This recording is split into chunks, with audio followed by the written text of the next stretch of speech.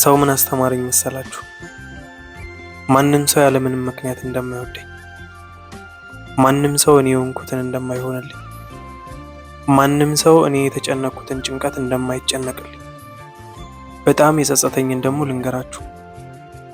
እስከዛሬ ያለምንም ምክንያት የሚወደኝን አለማወቄ፣ የሆንኩትንና ያለሁበትን ጭንቀት ለማን መናገር እንደነበረብኝ መርሳቴ። ብዙዎቻችሁ በእንደዚህ አይነት ስሜት ውስጥ ያላችሁ ይመስለኛል። ትልቁ ስህተታችን ምን መሰላችሁ?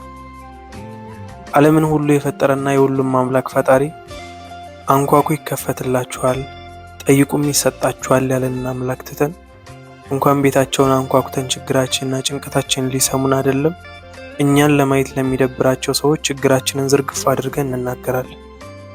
እነሱም ምንም እንዳልሰማ ይሆናሉ። አያችሁ፣ ችግራችሁን ለሰው አትናገሩ። ለፈጣሪ ንገሩትና አይቶ የሚረዳችሁን ሰው ይላክላችሁ። አመሰግናለሁ።